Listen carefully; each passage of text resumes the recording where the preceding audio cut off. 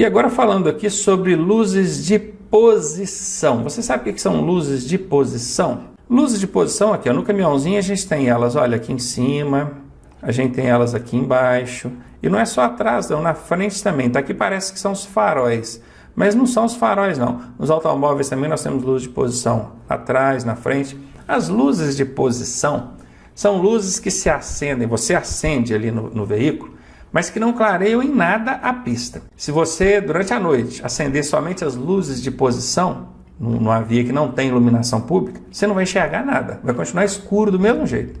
Para que servem as luzes de posição? É para os outros te verem. Outro condutor, um pedestre que vai vindo ali, ele percebe a aproximação do seu veículo, ou percebe que o seu veículo está ali, porque as luzes de posição estão acesas. Então vejam bem, qual que é a finalidade das luzes de posição? Mostrar as dimensões do veículo, a posição que ele está, a altura, comprimento, a posição que ele está, e não tem a finalidade de clarear a pista, até porque não clareia. São luzinhas muito fraquinhas que tem ali na frente. Ali nos faróis do veículo a gente tem as luzes de posição, muito fraquinha. Aí quando você acende mais uma seção ali das luzes, aí já acende os faróis baixos e você ainda tem os faróis altos, né? Então aquelas mais fraquinhas que não clareiam nada são as luzes de posição. E elas lá atrás, elas são de cor vermelha, né? Isso nos veículos de grande porte tem em cima também de cor vermelha, que é para mostrar que ali tem um veículo mais alto e tal. Então essas luzes de posição devem ser utilizadas quando, hein? À noite, ao embarcar ou desembarcar passageiros. Você está ali com o veículo imobilizado, ó, chegou, encostou o veículo e está embarcando e desembarcando. Não desligue totalmente o veículo, não. Deixe pelo menos as luzes de posição acesas, que é para quem está se aproximando ali, um outro carro, uma motocicleta, saber que há um movimento ali, ó, tem um veículo imobilizado ali, mas está com as luzes de posição acesas. Não pode desembarcar algum passageiro, às vezes esse passageiro desatento acaba desembarcando pelo lado da rua, o que não pode, né? Tem que ser pelo lado da calçada, mas ele acaba desembarcando pelo lado da rua, então corre o risco de envolver no acidente. Então vai embarcar e desembarcar, luzes de posição devem permanecer acesas. Também à noite em operações de carga e descarga de mercadorias. Então tanto quanto for passageiros, quando for mercadorias, né? Aqui obviamente embarque e desembarque, aqui carga e descarga. Manter as luzes de posição acesas. E por fim, nós vamos falar aqui do uso do pisca-alerta. Esse botãozão vermelho triangular que tem no centro do painel ali, né? Normalmente é assim, ó, nós temos aqui um exemplo. Ele deve ser utilizado quando, hein? Esse pisca-alerta fica com as 4 setas piscando simultaneamente, tá, gente? Para quem nunca viu um pisca-alerta, fica com as 4 luzes de seta piscando juntas ao mesmo tempo. Ele vai ser usado somente em 2 situações: em emergência ou com veículo imobilizado, ou então quando a sinalização da via determinar. Esse segundo caso aqui é quando tem lá a área de estacionamento rápido, aí vai estar lá 10 minutos, manter o pisca-alerta ligado. Perceba, a sinalização está determinando. Então você tem que ligar o pisca-alerta, porque a sinalização está mandando. Agora esse primeiro caso aqui de cima, emergência ou veículo imobilizado. Olha, um veículo em movimento, ele pode manter o pisca-alerta ligado? Pode, se ele estiver em emergência. Agora, que emergência é essa? O pessoal costuma misturar um pouco essas coisas, sabe? Eu estou socorrendo alguém, então eu liguei o pisca-alerta. Depende muito da circunstância, tá? Porque o seu automóvel não é um veículo para prestação de socorro, ele nem é apropriado para isso. Muitas vezes está com a vítima deitada ali no banco traseiro, solta, uma freada, um quebra-mola, ali vai complicar, agravar a situação dela. Então a primeira providência não é colocar a pessoa num carro, ligar o pisca-alerta e sair igual um louco buzinando e com o pisca-alerta ligado. Mas num último caso, onde não tenha como resolver a situação, não tinha atendimento, você precisava fazer algo, aí tudo bem. Pisca-alerta ligado em situação de emergência. E não é só de prestação de socorro, não. Às vezes uma pane no veículo, você não tem ali potência no motor, está em cima de um elevado, pensa bem, um viaduto ali. Não tem como voltar de ré. O carro está dando uma pane, você quer andar mais um pouquinho, mas ele está ali, engasga para parar, você liga o pisca-alerta para indicar que você está numa situação de emergência, tenta percorrer mais alguns metros, sair daquela área de risco para então encostar o veículo. Viram? Situação de emergência, mesmo com o veículo em movimento, pode ser usado o pisca-alerta. Agora o outro caso é com o veículo imobilizado. Olha, o veículo está imobilizado, eu posso usar o pisca-alerta? Pode. Você pode usar o pisca-alerta com o veículo imobilizado. E não precisa ser necessariamente com o veículo quebrado ou numa situação de emergência, não. Aqui diz, se você prestar bem atenção na regrinha, olha aqui na tela comigo, ó, emergência ou veículo imobilizado, olha.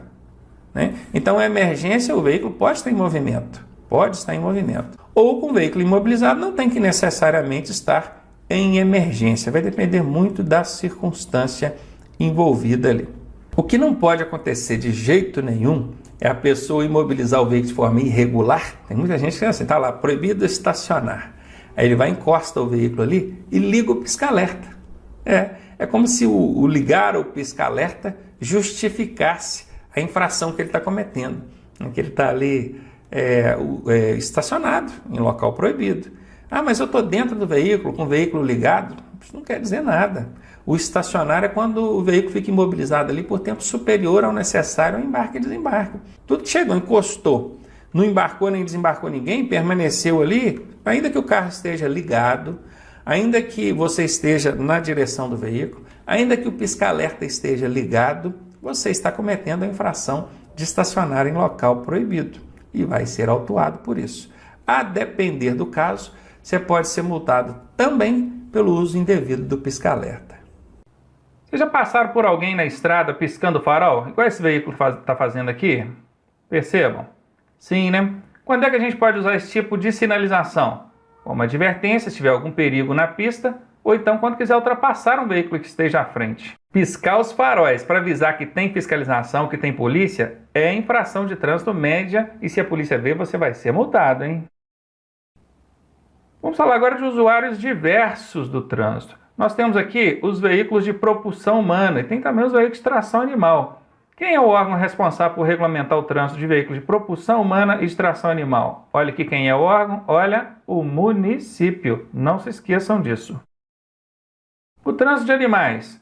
Quando em rebanhos, ou seja, mais de 2, 3, deverão ser conduzidos em grupos pequenos e junto ao bordo ou margem da pista. E o trânsito de veículos de tração animal deve ocorrer conduzido pela direita da via e junto à guia da calçada. Não dá para ficar andando de charrete, carroça lá no meio do trânsito não, né, gente?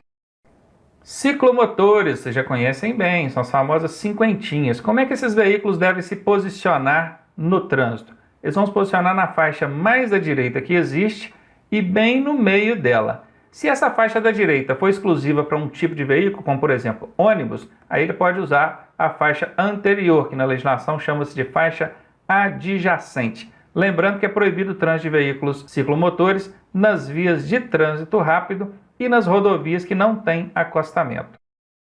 E as bicicletas, hein? Como é que elas devem se colocar no trânsito? As bicicletas devem circular no mesmo sentido dos demais veículos, ou seja, respeitando mão de direção, igual a gente está vendo aqui. E elas podem andar sobre o passeio ou calçada? Não podem. Só poderão sobre passeios e calçadas quando for autorizado e sinalizado. Existe sinalização permitindo? Pode. Nesse caso aqui, não pode. Ainda falando sobre bicicletas, os motoristas devem manter uma distância de pelo menos 1,5 metro do ciclista quando estiver passando por ele. E lembrando que o ciclista empurrando a sua bicicleta, ele equipara-se a um pedestre. O ciclista empurrando a bicicleta pode passar sobre faixa de pedestre, sobre calçada, passarelas. Agora, o motociclista não, tá, gente? Não confunda, não. Moto empurrando é a mesma coisa que se você estivesse conduzindo. Vai dar multa, ok? E os pedestres, como eles devem se comportar no trânsito? Primeira coisa, está circulando em trecho urbano? Anda na calçada ou passeio. Nesse caso do rapazinho aqui, um joinha para ele. Está na calçada. Mas se não existir calçada ou passeio, aí ele deve andar em fila pelos bordos da pista. O que a gente dá para esse rapaz que está andando no meio dos veículos aqui? Um negativo para ele. Se ele estiver andando em vias rurais, rodovias, por exemplo, sem acostamento, aí deve andar em fila pelos bordos da via e em sentido contrário ao dos veículos. É quando o pedestre estiver na via rural e não tem acostamento. Se tiver acostamento, ele vai lá para o cantinho do acostamento. Não tem, então ele vai continuar andando ali na pista de rolamento, junto à linha de margem, sentido contrário ao dos veículos, que é para ele ficar de frente para o trânsito, observando o que vem ali de perigo para ele, claro. Para esse pedestre aqui, que está andando bem longe da margem da pista, a gente vai dar um negativo para ele.